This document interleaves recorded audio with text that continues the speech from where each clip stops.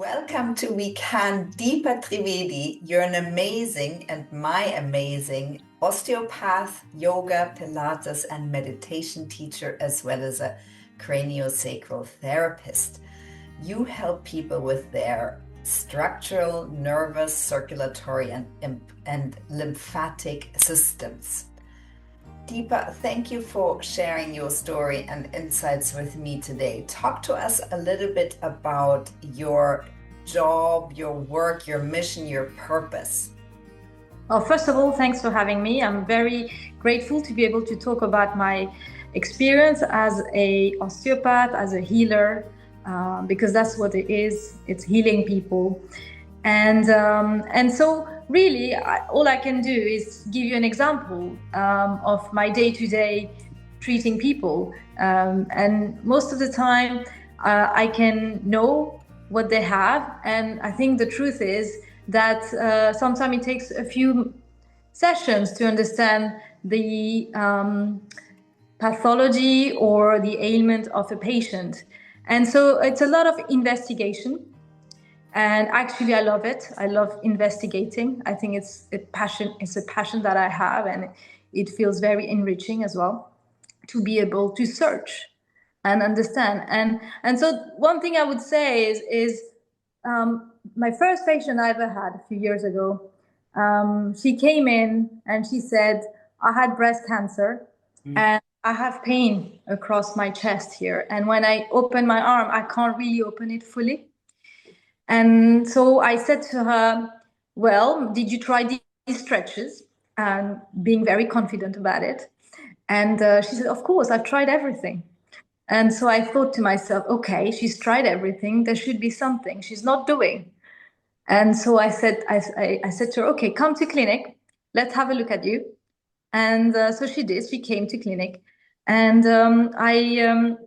I did some tests to see what's happening. I did some treatment, some manual therapy, some cranial osteopathy to calm her down. And at the end of the session, she was the same. There was no improvement. So I thought to myself, well, something is missing and I don't know. And when you are in your early years as a healer, you can feel like an imposter. You can feel like you don't know, and that's not right. But actually, with experience, you realize that we don't know anything. The body is such a complex structure. It's the energy, it's the body, the physical self, it's the emotional self, it's the spiritual self. So many things together. And besides all that, we have our surrounding as well that shapes us. So, I see so many different things in clinic, which really challenges me, and it's such a enriching experience that I keep going, and each day is different, and that's wonderful. Deepa, so talk to us about the sort of health challenges people come to you with. So usually people come, they have a lower back pain. So I had this lady who came, she had lower back pain. She was very scared to be touched because she was pregnant for the first time. And sometimes as a mother to be, we can be very protective. And I'm myself a mother of 3, and I totally understand that. And I think you do as well. And so, the first thing somebody comes to is for reassurance. That's one first thing. So my job really, yes, of course I touch people, but the first thing is to reassure them, making sure they trust you and they trust themselves, and that the fear factor drops. And as soon as that happens, half of the healing is done. So she felt much better after the session because she felt reassured. She felt like everything was okay and the baby was okay. Mostly because as an osteopath, a lot of people come to you before they've seen a doctor, they've seen a surgeon, or they know what's going on in their body. So we are often first point of contact to guide them. So, and sometimes they have something going on in their body they don't even know about themselves. So we screen with our fingers, with our minds as well. We body scan, I'm talking as all the osteopaths out there, because they all do a wonderful job, by the way. And so we scan the mind as well. So when somebody comes in, we just don't look at their posture. We look at how they think, how they speak, and how they hold themselves. So if somebody is very negative and they're like, oh, well, it's always like that, I always get this pain, it's terrible, da, da, da, da, da. Well, it's really important to help them feel a bit more positive and focus more on the positive things in their lives. So this is also part of the therapy that I do. It's not just about holding their head for 20 minutes so that we can feel the movement of the fluids inside their head, or also the movement of the energy when we do cranial-sacral therapy. It's also education, helping them feel better through their minds, and hopefully that influence their body as well. Yeah. But that's the thing that I'm very passionate about doing, is working with not just the physical self, but also the emotional self. Yeah. Dipa, you are helping me, which I'm so grateful for. And I came to you with one thing, a hiatal hernia, and the suggestion was to operate, and it sounded god awful. So I was recommended to come and see you, and you have really helped me taking the operation off the table, both with the osteopathy and the craniosacral therapy, which I found really transformative. Talk to us a little bit about, the education to become an osteopath and healer, and how one learns those type of therapies where we can sort of a little bit understand, but there is a lot of sort of healing mumbo jumbo that many people don't understand, and often people also don't trust. Absolutely. There is a lot of information out there about osteopaths and what they do, and some of the comments are osteopaths actually doing anything? There is people say that they're probably not doing much. But then how do you explain that when you see the osteopath, you feel better afterwards? So, or someone else, any healer. There's lots of people who do healing work, and not just lots of other people do so. And I think, so when you came in the first time with your issue, first of all, I thought that there is a lot of work to be done on calming down your nervous system. And so I suggested cranial, and I think you already knew that this is what you wanted to do. And each patient is different. Some person will need a lot of manual therapy, and someone will need a lot more gentle nervous system calming therapy, like cranial-sacral therapy. So each person has a very tailored way of treating them. So, but then, when last time you came in, I did a lot of physical work on you, lots of manual stuff, and not so much craniosacral, because I felt as soon as you entered the room that you needed physical rather than here, because here you felt pretty good.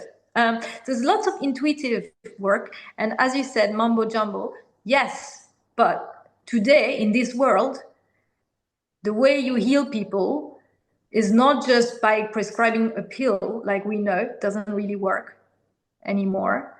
And it's really about screening them and seeing who they are and what they need at the moment T.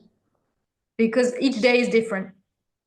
Each day today you can feel great, tomorrow you might feel like, oh, I have this neck pain, what happened? Well, maybe yesterday I spent too much time on the phone talking to my friend who was not well.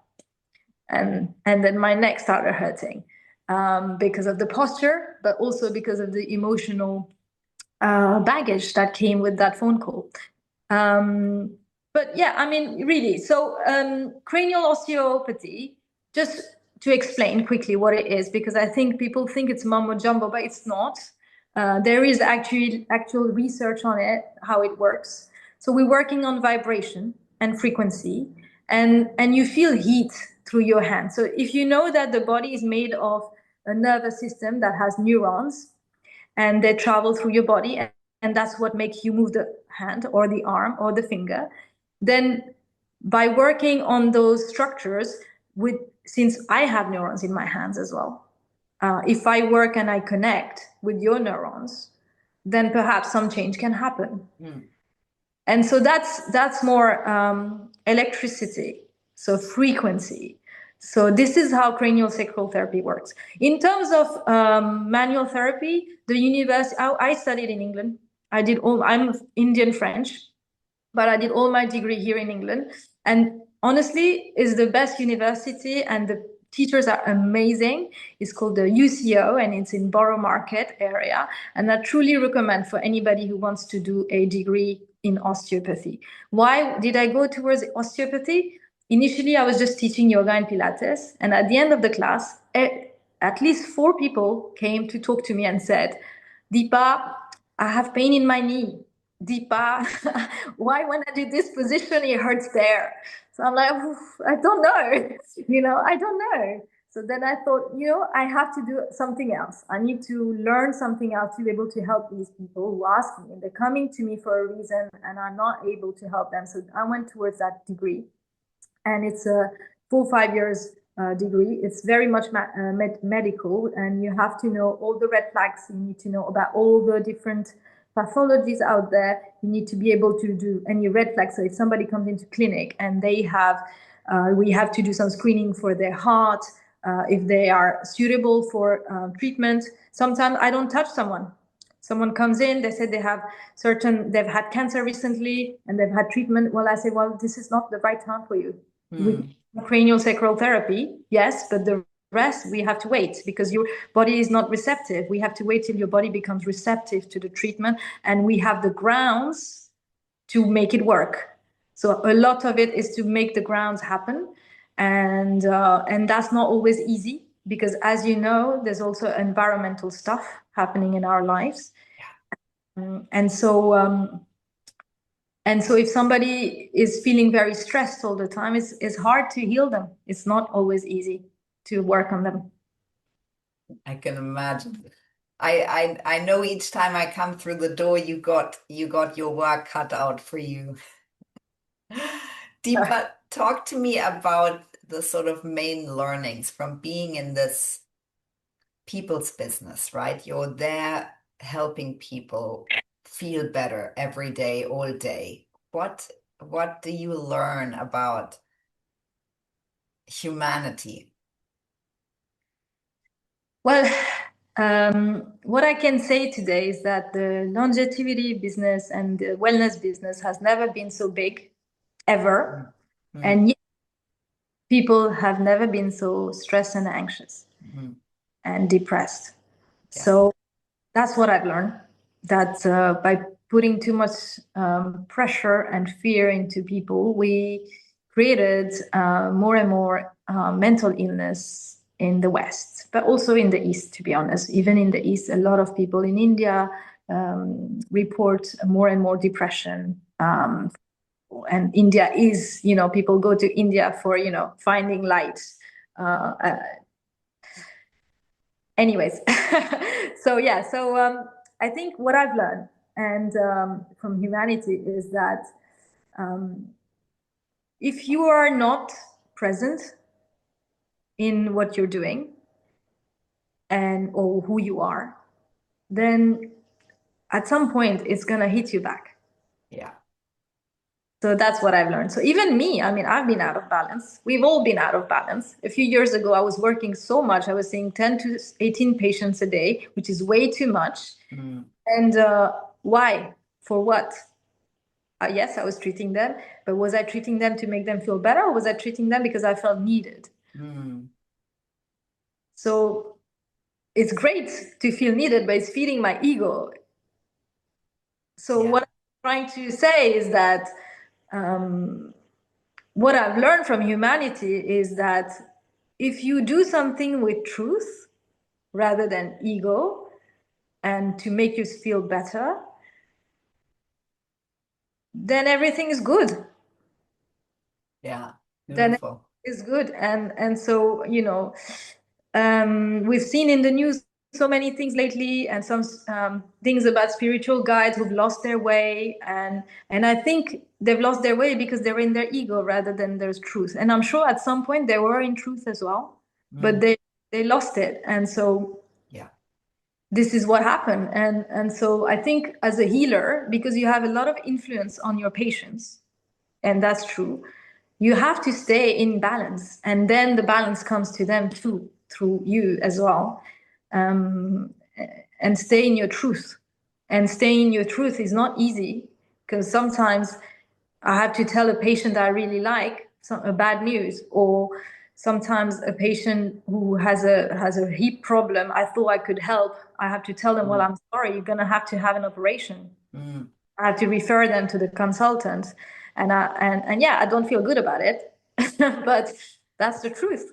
Yeah, definitely. How can we just lead more fulfilled lives where we are all feeling better? What do you feel are sort of the basics? So it's not always easy, the basics, because sometimes we've been shaped up in a certain way. So to change that is not always easy, but you can do step by step. And I think the most important, and it's written in the Vedic scriptures or the yoga scriptures, Patanjali Joyce, because I try to abide as much as possible with that kind of way of life and Ayurveda, and try to give that to others. And so what's really important is to have a routine. So and self-regulation. So if you wake up every day and you have, I don't know, I'm sure you do the same, but you have a 15 minutes where you just sit down and meditate or pray. It could be anything. If you're spiritual, it could be praying. If you're more into meditation, you can meditate. If you're more into a walk, you can walk. But trying to do that mindfully, I would say that that's probably one of the things that I would recommend to do to everybody, but not to do it at the end of the day necessarily, but start your day with that, because it impacts the rest of the day, how you start. I would also say not to start your day by looking at your phone, which some people do, unfortunately, because they have things they're expecting. And again, so that's one more thing I want to say with the truth and satya, is that if you start your day with expecting things already on your phone, how is your mind going to be in motion through that? So my work is a lot with the body, the bones, the muscles, the joints, but is the mind in motion, really? Each bone is shaped through motion of the thought. So it's a bit complex what I'm saying, but if you're thinking something, it's going to start to happen in your body. So if the start process of a thought is expectation, then the whole day is going to be other people expecting you and you feeling pressured and overwhelmed and not happy. So why don't you start your day by giving yourself some time and be more here, centered? And other things that really works really well is walking meditation. So you walk around by yourself without talking or listening to music, and try to contemplate what's happening around you and without judgment. So that's the second thing that would be quite helpful. And having a ritual in the morning where you wake up, you do this, maybe you do a few stretching, because a lot of people have pain when they wake up. So a lot of people say, oh, I woke up and I had pain here and pain there. Why is that? So I say to them, well, I have pain when I wake up as well. It's okay. It's not a big deal, but just stretch a little, 5 minutes, 10 minutes, and it'll pass. It'll go away. And so that's another thing that's very important, is to start your day after your meditation or your spiritual practice to do some stretching. Yeah, to loosen things up, everything moves better, you have more flow happening in your body, blood circulation, lymphatic circulation, and all of that. And instantly you'll feel more clarity in your head, like you'll less brain fog, all of it will start to disappear slowly. And finally, from an Ayurvedic background, having very regular meals. I used to skip my lunch because I was working too much, and that started affecting my gut. So try to eat regular, even if it's a small portion, but try to eat regular meals, healthy regular meals. And if you don't know what to eat, sometimes people say, "Oh, but what shall I eat? What shall I have? What do you eat, Deepa, in the morning?" So anything that has your good energy, like you've put it together yourself with love and care and time and meditation, is good for you. Yeah. Deepa, so after so many years of supporting people on their journeys, what do you feel matters most to you now? How do you want to matter for them? I think what matters to me now is mostly how can I help people at a bigger level, as in how can I help a bigger group of people in. So because it is really my time, each time I see one-to-one people, and so 1 hour here, 1 hour there, one person. So I think in the future I would like to see if it's possible to help people at a bigger level, which in a big group. So I'm doing that in small groups, but in a way to help people, maybe 50, 100 people at a time in 1 hour. And that would be wonderful if I could manage to do that one day. And but it's a challenge, I'm sure. But yeah, that's what I would like to be able to achieve one day, because there's just so many people that need help. Yeah, And my definitely. time is limited on Earth, so there's only so much I can do, keeping a balance, because also my family needs me. Definitely. So that's what the next step would be. So, Deepa, what do you feel success looks like for you now? I think you've heard this many times from other people who you interview, and I'm going to say exactly the same thing as them. And success is that you're happy. Yeah. So really that you feel like you're exactly where you're supposed to be, and that you feel like everything is great, and you just feel it. So, in the West, we talk about being grateful, like, okay, we have to learn to be grateful, and it helps with happiness, and ananda, Sachit Ananda in Sanskrit. I think I would go beyond that. I think it's not about being grateful. It's about how do you really feel grateful? What is this feeling of being grateful? And the feeling of being grateful is very simple, is when you are at a moment in time and that you're not thinking about the past or you're not thinking about the future. That particular moment, you're just feeling good. Whatever you're doing or not doing, you're still feeling good. And so if I'm treating a patient, I'm happy because I love this. I love being able to help someone. But if I'm not able to help someone at some point, it's okay. Or if I want to be with my daughter because I want to go pick her up at 5 o'clock today from school, um, it's great. I'm happy to be able to do so. But if I can't, it's okay. And I think that's what happiness looks like, is when you're not putting pressure on yourself anymore, and that you're happy, whatever. Yeah, Deepa, and I think this is also the power that you have, is that people come and see you and you do, work on us patients, but you do more than that. It's that ripple effect where you remind us that we are here to seek that balance in, all the things, and remind us and encourage us to find that rhythm which allows us this little bit more balance that will make us feel better.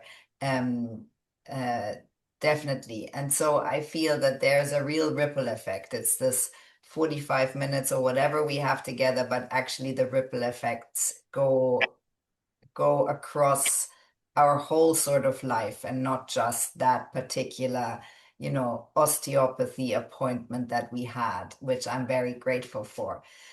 Deepa, so what advice would you give to young people who are listening who think, I want to become that? I want to become an osteopath or a healer or, something in that field? I would say, please do, because we need more of you. And it must feel like a calling. Feel like this is your mission in life, to do that. I used to work in finance before, many years ago. 20 years ago, I was and I left that world because I felt completely like, what am I doing here? That's not my thing. So I redirected into healing and osteopathy and yoga and meditation, all of that. And beyond that, when I was healing people through osteopathy, I could heal only 70% of the people. There was always that 30% who were not getting better. And I was trying to understand why that was. And so I understood that they just needed to calm down. And so osteopathy came along. And those people who had more chronic disorder were helped through that.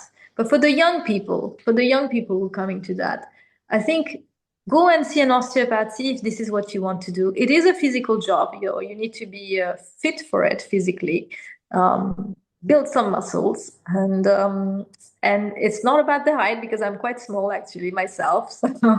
So really, it's technique and strength, and you develop your strength, whether it's physical or mental, through the years of experience. So in the beginning, you might feel like you don't know what you're doing, and that's fine, totally fine.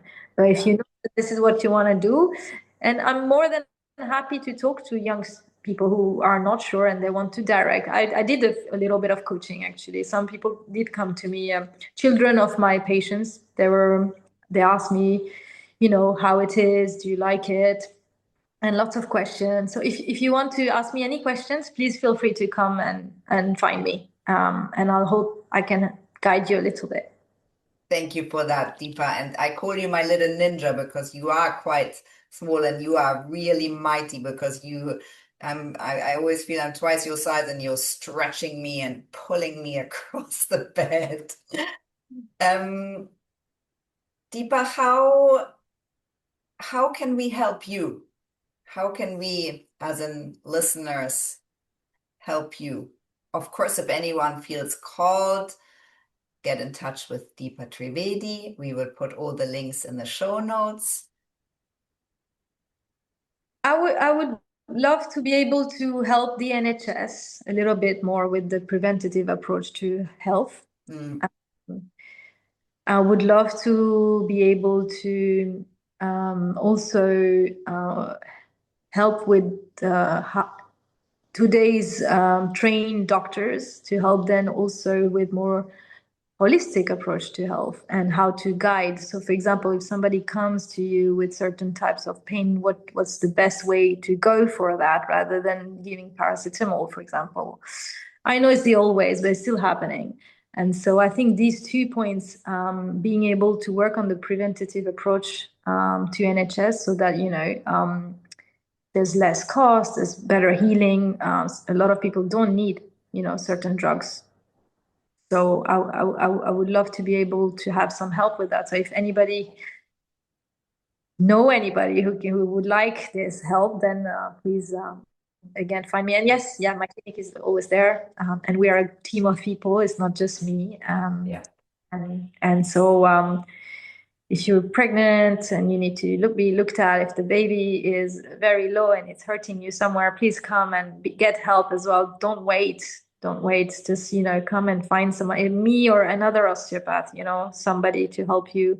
If you have any pain anywhere, it's important to be looked at. Yeah. And Deepa, you're married to an osteopath as well. I know. How boring. It's great. So now when we sleep, we talk about patients and so you saw this patient, what do you think? And then sometimes he gets my advice, sometimes I get his advice, and that's great. We really bounce back off each other, and sometimes too much. But it sounds lovely. And I'm so grateful to have that, to be able to see him every day and being able to heal each other as well and go journey together. I'm very, very happy, but also grateful and lucky. Definitely. Dipa, so tell us a bit about your plans and goals.